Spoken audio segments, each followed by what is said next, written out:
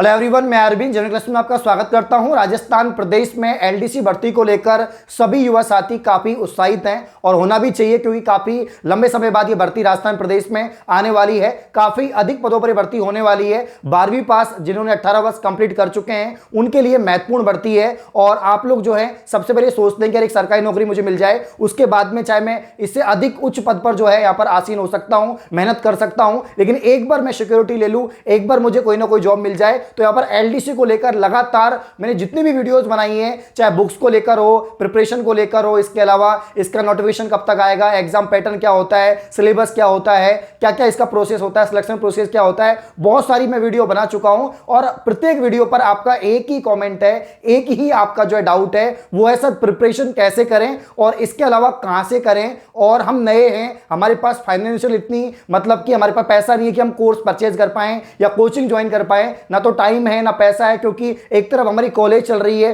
दूसरी तरफ हम जो है सरकारी नौकरी का सपना देख रहे हैं कि यार एलडीसी में मेरी जॉब लग जाए, मुझे मिल जाए। तो इस वीडियो के अंदर मैं यही चर्चा करने वाला हूं। जितने भी कॉलेज विद्यार्थी हैं, जो भी फर्स्ट ईयर में है, सेकंड ईयर में, फाइनल ईयर में, या ऐसे विद्यार्थी जिनके पास थोड़ी भी फाइनेंशियल मतलब सपोर्ट नहीं है या वो कोर्स परचेज नहीं कर सकते, ऑफलाइन कोचिंग अफोर्ड नहीं कर सकते, उनके लिए वीडियो बहुत ही महत्वपूर्ण होने वाली है। तो आप क्या करें क्या नहीं करें, इस पर हम चर्चा करेंगे। तो पैशंस बनाकर वीडियो के अंत तक देखते रहें। जिसने अब तक चैनल को सब्सक्राइब नहीं किया गाइस, वो चैनल को सब्सक्राइब करें, बेल आइकन को प्रेस करें, जिससे आने वाली सभी वीडियो का नोटिफिकेशन आप तक पहुंच जाए। आइए वीडियो को स्टार्ट करते हैं। तो लास्ट वीडियोस पे लगातार आपके कमेंट आते हैं। मैं रोजाना लगभग 15 से 20 कॉल जो एलडीसी से जुड़े हुए हैं वो उठा रहा हूं, मैं बात कर रहा हूं प्रत्येक विद्यार्थी से। एक ही आपका सवाल रहता है कि सर हमें कोर्स लेना है एलडीसी का। पर जब मैं बात आपको बताता हूं कि यार कोर्स ले लीजिए अनअकैडमी से या किसी भी ऐप से आप कोर्स ले सकते हैं या ऑफलाइन कोचिंग ज्वाइन कर सकते हैं, तो आपका फिर एक ही आंसर होता है, सर अभी थोड़ी समस्या है, पैसों का थोड़ा इंतजाम नहीं हुआ है, या हमारे पास इतने पैसे नहीं है, नहीं हमारे पास इतना टाइम है कि हम जो है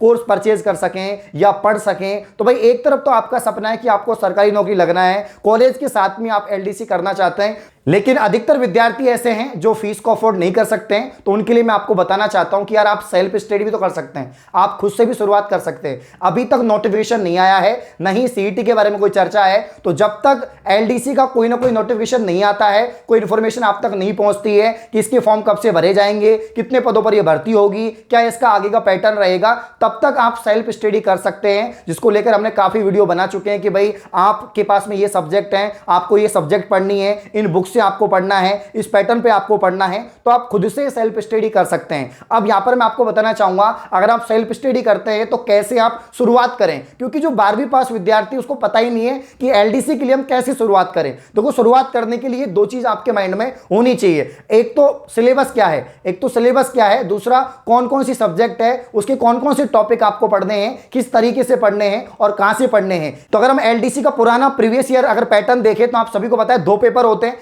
पहले पेपर के अंदर आपकी 3 सब्जेक्ट होती है, इसमें राजस्थान का जीके कंप्लीट, ठीक है, 50 क्वेश्चन आते हैं। इसके अलावा आपका साइंस आता है, सामान्य विज्ञान आता है जिसमें 50 क्वेश्चन पूछे जाते हैं और गणित के 50 क्वेश्चन पूछे जाते हैं। तो ये 3 सब्जेक्ट को आपको पहले तैयार करनी है। कौन कौन सी? राजस्थान जीके, जो ऐसा कोई कंपटीशन नहीं है राजस्थान का जिसमें राजस्थान जीके नहीं आती हो, वो तो आपको पढ़नी है। और शायद आप पहली बार ही पढ़ रहे होंगे, इससे पहले आपने 12वीं में या कॉलेज में राजस्थान जीके से संबंधित चीजें नहीं पढ़ी होंगी जो आपसे कॉम्पिटिशन में पूछी जाएंगी। तो ये सारी चीज आपके लिए नई है। राजस्थान का इतिहास, इसके अलावा कला संस्कृति, भूगोल, राज्य व्यवस्था, ये सारी चीजें आपको जो है पढ़नी होगी। तो राजस्थान जीके के लिए आप कैसे स्टार्ट करें ये भी मैं आपको बताऊंगा। इसके अलावा साइंस के लिए तो सबसे पहले हम चर्चा करते हैं साइंस, क्योंकि ये तो हम फिर भी अगर हम 10वीं पढ़ के आए हैं या साइंस हमारे 11वीं 12वीं में है तो आपको फिर भी नॉलेज होगी कि यार साइंस तो हम पढ़ सकते हैं। तो यहां पर हम सबसे पहले बात करेंगे साइंस के लिए कि कौन सी बुक से हम तैयारी स्टार्ट करें। आजकल जो भी पैटर्न है एलडीसी का या राजस्थान में जो भी एग्जाम हुई है, आरएस, पटवार, वीडियो, जिसमें साइंस के क्वेश्चन पूछे गए हैं, तो उसका जो पैटर्न रहा है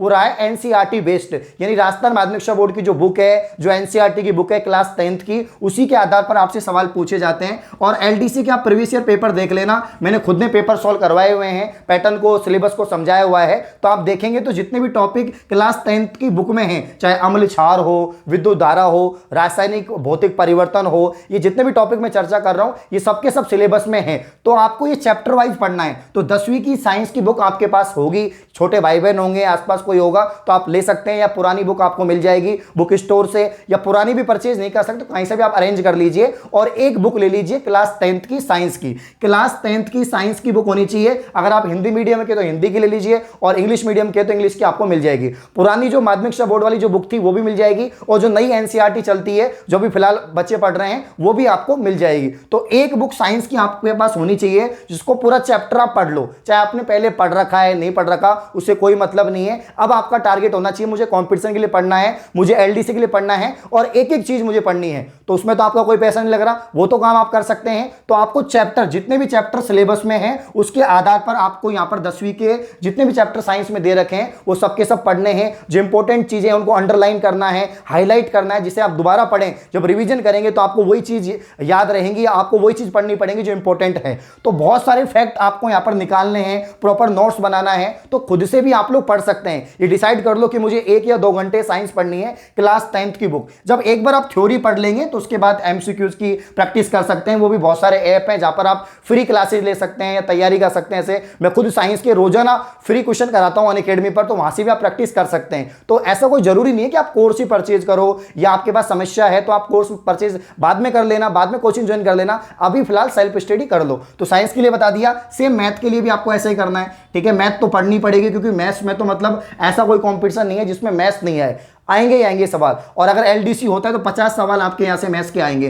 तो इसके लिए भी आपको 10वीं की बुक ही पढ़नी है। मैथ्स के लिए भी आपको 10वीं की जो बुक आती है, या तो एनसीईआरटी या जो माध्यमिक शिक्षा बोर्ड की जो बुक आती है वो पढ़नी है, क्योंकि इसका सिलेबस सेम वैसा ही है। वही टॉपिक आपसे पूछे जाएंगे, चाहे वो ट्रिग्नोमेट्री हो, चाहे ज्योमेट्री हो, एलजेब्रा हो, ठीक है, हाई डिस्टेंस हो, प्रॉफिट लॉस हो, CISI हो। ठीक है, तो आपको अर्थमेटिक और एडवांस दोनों क्लास 10th की बुक से पढ़नी है। एक बार क्लास 10th की बुक को आप पढ़ो, समझो, चाहे आपने पहले आपको कितने भी आते हो, आपके 10वीं में 96 मार्क्स हो, 100 मार्क्स हो, उससे कोई मतलब नहीं है। वापस से सभी क्वेश्चंस को समझने की कोशिश करो, फॉर्मूले याद करो, है ना। और इसके अलावा एक बार देखो कि यार यहां पर जो एग्जांपल है वो कैसे सोल्व हो रहा है, उसको सोल्व करने की कोशिश करो। तो वापस से आप जब 10वीं की मैथ पढ़ेंगे तो आपके जो कंसेप्ट हैं वो क्लियर होंगे, फॉर्मूले आपको याद होंगे। उसके बाद में जो कॉम्पिटिशन वाली बुक है, जैसे मैंने आपको RS अग्रवाल बता रखी है, उसकी भी आप हेल्प ले सकते हैं। उसमें बिल्कुल कॉम्पिटिशन में किस तरह सवाल पूछे जाते हैं उसमें बता रखा है। तो RS अग्रवाल आप बुक ला सकते हैं, उससे आप बेसिक कंसेप्ट सीख सकते हैं। इसके अलावा यूट्यूब पर भी बहुत सारे टीचर पढ़ाते हैं जो फ्री पढ़ाते हैं, तो आप लोग वहां से भी पढ़ सकते हैं। पढ़ने वालों के लिए बहाने नहीं होते हैं, आप कहीं से भी पढ़ सकते हैं भाई। तो एक बुक आप ले लीजिए, तो RS अग्रवाल या क्लास 10th की जो बुक आती है उसको सॉल्व कर सकते हैं। ये साइंस और मैथ की बात हो गई है। अब हम बात करते हैं राजस्थान जीके। राजस्थान जीके के लिए एक कोई प्रॉपर गाइड ले आओ, एक ही ले आओ, उसको बार बार पढ़ते रहो और प्रॉपर नोट्स बना लो। ये देख लीजिए, आज हमने एक टॉपिक पढ़ा है, कल दूसरा टॉपिक पढ़ेंगे, ऐसे प्रॉपर रिवीजन करते रहिए। ठीक है, तो एक कोई भी गाइड ले आओ, चाहे आप RBD की जो चेटक आती है सुभाष चरण सर की वो ला सकते हैं, पनोरमा की जो बुक आती है वो ला सकते हैं, धरोहर जो पहले पढ़ते थे बच्चे वो भी, कोई सी भी ये गाइड ले लो, लक्ष्य की ले लो, बहुत सारी गाइड आती है मार्केट में, एक प्रॉपर गाइड ले लीजिए, सभी ठीक होती हैं। बस आपको बार बार पढ़नी है, अच्छे से आपको पढ़नी है। तो वहां से आपका art and culture, history, geography, ये सारी चीज राजस्थान जीके आपकी कंप्लीट हो पाएगी। ठीक है, तो ये पहले पेपर की बात हो गई। सेकंड पेपर की अगर हम बात करें, सेकंड पेपर है आपका हिंदी और इंग्लिश।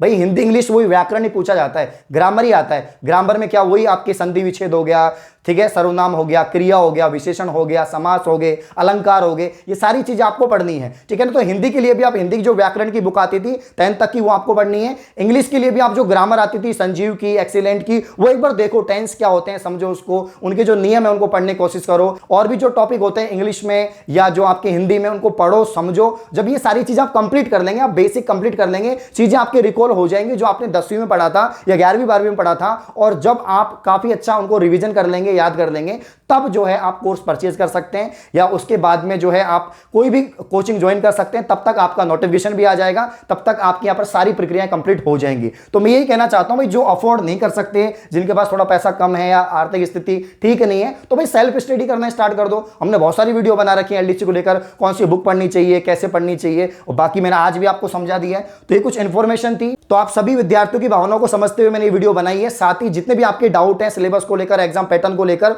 उन सबकी वीडियो का जो लिंक है मैं आपको डिस्क्रिप्शन दे दूंगा, तो वहां से आप लोग देख सकते हैं और पढ़ाई कर सकते हैं। तो पढ़ाई शुरू कर दीजिए, रुकिए मत, पढ़ाई शुरू कर दो। अभी से स्टार्ट करना होगा, क्योंकि आप पहली बार तैयारी कर रहे हैं। जो पहले से तैयारी कर चुके हैं उनसे आपको कंप्लीट करना है, तो उनसे आप कैसे टारगेट करेंगे, तो आप अभी से तैयारी स्टार्ट कर दीजिए। ठीक है, इस प्रकार की और वीडियो पाने के लिए आप चैनल को सब्सक्राइब करें। धन्यवाद।